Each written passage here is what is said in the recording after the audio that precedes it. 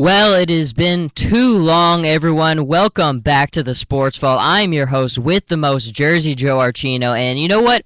Summer, it's been going on, have been enjoying a little bit of the time off, but I have a lot to say. There are so many things that have been happening. If you followed me on Twitter, you've been keeping up on all my thoughts, but there's only so much. You only have 140 characters you can work with on Twitter. You have a lot more flexibility in the studio, so why not come down here and put them all in the greatest media platform that there is, and that is radio. But let's start it off. Obviously, the NBA is one of the cream of the crops, the things that I enjoy the most. The NBA Finals is now over. The Golden State Warriors, the champions, and it's kind of funny because I think when I look back to where they started and where they are now, this championship run started in 2012.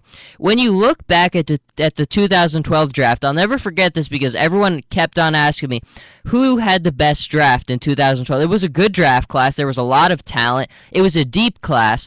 The Golden State Warriors by far had a monster draft.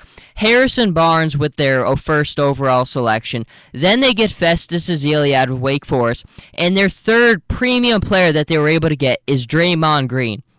They were able to get Barnes, Ezeli, and Green.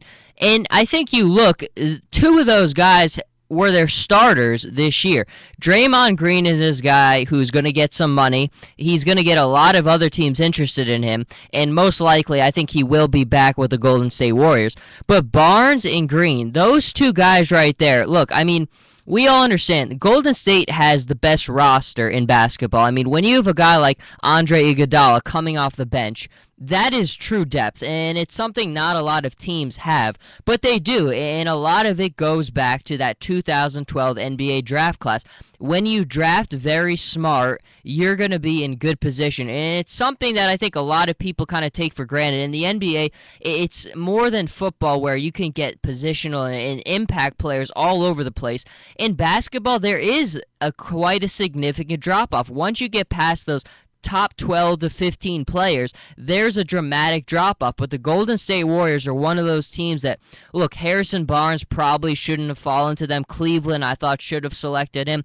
They didn't. He fell to them, and you give them credit. Still, they're able to get Festus Ezeli, who I thought that year the Miami Heat should have drafted. They needed a center. He would have provided that.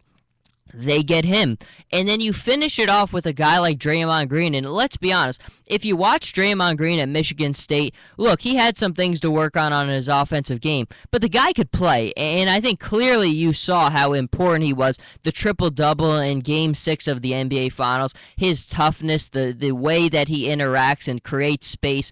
Everything that those three guys did. Look, Festus Ezeli the least out of all of them. But when you have that depth, it's depth everywhere. You have Andrew Bogut, Festus Ezeli, David Lee, who just never plays and Golden State's now trying to trade.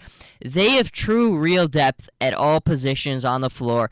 And look, I think they did get some help. Obviously, Cleveland being injured is the main reason that they were able to win, but you still don't take anything away from the Golden State Warriors. True depth. They have unselfishness. They have star power. Klay Thompson. Look, the funny thing is Klay Thompson, I really don't think he had a very good NBA playoff run. I really don't think there was one series. Now, he had a couple moments in series, but I don't think he was ever put together any consistent form where he was really, you looked at him, you're like, that's the Klay Thompson we all know. This is the guy who was able to score 37 points in a quarter. Just still jaw-dropping from when that happened. But I think at the end of the day, the depth was too much. They needed a defensive identity. Before Steve Kerr came, they had no defensive identity. They were scoring 100 points a game, but they were giving up 100 points a game, and you're not going to win that way. That was Mark Jackson's problem. He could never instill that defensive identity. And he tried. I give him credit. One of the first things Mark Jackson did, and I watched a lot of their practices when he first took the job, is he preached and he told fans in the arena to chant defense. He wanted that to be the mindset, but he could never get it across. Steve Kerr was able to get that across, and there were people who doubted Steve Kerr that why is he such a hot commodity all of a sudden. Stephen A. Smith, but I mean, look, Stephen A., if you're looking at him for his NBA insight, you're looking in the wrong place. I just think he's a guy who, look, smart people who are around other smart people learn from those smart people.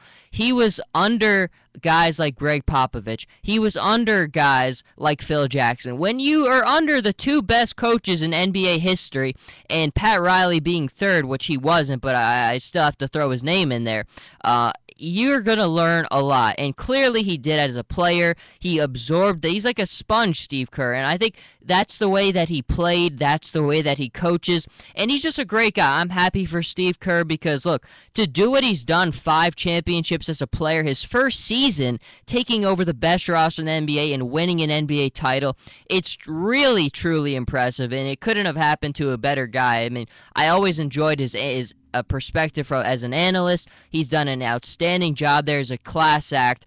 And I think he's kind of he was kind of the perfect marriage for Golden State. This is a group that really likes each other. Now, you heard in the press conference the other day, Klay Thompson giving all the credit to Stephen Curry, saying he's the best player in the NBA. And look, he's not the best player in the NBA. It's LeBron. But still, I mean, you like that this is a close team. That's why I think Draymond Green is going to come back, because this is a very close team. Stephen Curry, Klay Thompson, guys like that who are very perimeter oriented, there's a big opportunity for there to be some tumultuousness between them, because they're both outstanding shooters. They both play the same type of game, and they both want to get their shots. But there's not. They're unselfish. Everyone on that team is unselfish.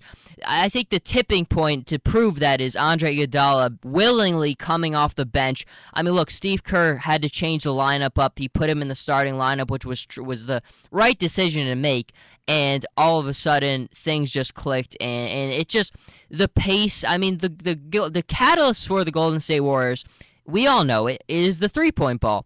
When the three-point shot starts going in, they play at a pace and with energy that no one else can match. It's just no one. They proved it when they start making the shots. But when those shots are not going in, you saw it a little bit in the series against Cleveland. You saw it a little bit in the series against Memphis.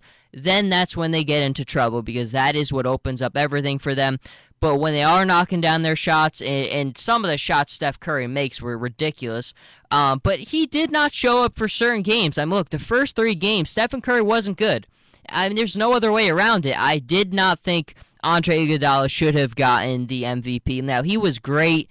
I don't want to take anything away from him because he played an outstanding series. He did defend LeBron. Look, LeBron had one of the most historic runs we'll ever see. But he did reasonably well, forcing him at certain points to go to the spots he didn't like to go to. And he played meaningful.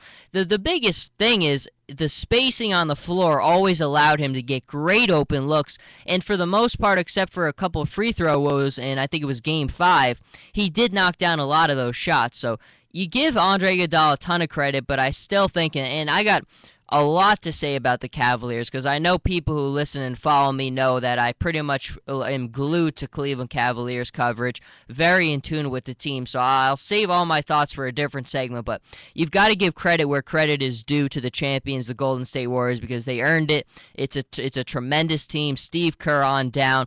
Alvin Gentry, now he's got a championship ring under his belt, and he brings that champagne taste with him to New Orleans. Clearly, I think it's a good move, and we'll see how he's going to kind of be able to translate that to Anthony Davis and all those young guys, and I'm rooting for him there too.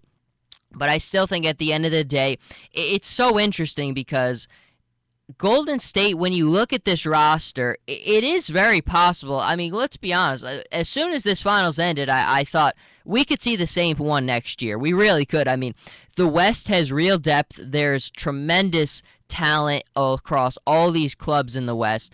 But I still think at the end of the day, Golden State is just, with that defensive identity instilled, they're still at a different level than everybody. I mean, to be as good as they were in as competitive division as the Western Conference, when you have almost every team winning around 50 games, it's incredible. I mean, Memphis is a great team. Houston is a great team. The Spurs are going to continue to be a great team. Dallas had a good year. There are so many good teams there, but I just think Golden State, the roster that they have, now they got a championship under their belt. It's only going to make them more hungry and more confident. There is a lot of things going on with the Golden State Warriors, and I really think they're probably going to make it to at least another 2-3 finals in the next 5 years. We could see the same thing next year, but I still think, and I'll save this more for Cleveland, if Kyrie is healthy, even without Kevin Love, if Kyrie is 90%, I picked Cleveland to win the series if Kyrie was 90%. He was not, obviously, and Golden State won this series. And I still think if Kyrie did not get injured in that game one, Cleveland does still win the game because, look, LeBron had a historic run, one of the most just jaw-dropping runs I'll ever see in my life, but he did have to take a lot of shots. Now, I'm not criticizing people criticizing him, saying that Carmelo, he gets a pass, but why doesn't LeBron? And that is just bogus. I mean, if that's what you think, you need to stop watching basketball because you don't know what you're watching or what you're talking about. LeBron was forced to take those shots. There was no help from anybody. I mean, all you need to see is kind of the last game in this series. Cleveland didn't hit a three-pointer for, I think it was almost 7 minutes left in the fourth quarter, which is just shows you he's the one who is taking all those shots. There's no help coming from anywhere. Kyrie would have allowed him to do a little bit more of what he likes to do and get people more involved. In this series, that was difficult because LeBron's game is give first, score later. He had to be more score now, give me the ball. No one else, I mean, when he's off the floor, it was quite scary. It really was. I mean, it was awful. I mean, when he's off the floor, you had to hold your breath if you're Cleveland because he got nothing from anybody else. And I don't like going after all the other teammates because guys like Tristan Thompson battled. Tristan Thompson was phenomenal, but he just got nothing from anybody. And I think that this is as much about LeBron had nothing as Golden State has everything. But again, not taking anything away from them. They're going to be in the NBA Finals again in this next 5 years. I think at least 2 or 3. It's tremendous depth, and it all goes back. Don't forget, folks, that 2012 draft, like I said at the top of the segment, that is the indicator, and the NBA draft is coming up very soon. That is what teams need to do. If you draft well, if you draft smart, you're going to be where the Golden State Warriors are. But there aren't a lot of teams who do that. A lot of teams like to take guys from Dusseldorf and places that we've never heard from instead of taking a guy like a Draymond Green who's a proven player in college. Sometimes you overthink the room. Don't overthink the room. Guys who can play can play. If you see it, do it. And that's what the Golden State Warriors did. That 2012 draft class paying dividends in their NBA Finals run. But that is going to do it for this segment. We'll be back in a couple minutes reshifting. Obviously, we've got to talk a ton of Cleveland Cavaliers. There's a lot to get to. LeBron, I think we'll start off with him because just what he did is something I'll never forget, but we'll be right back.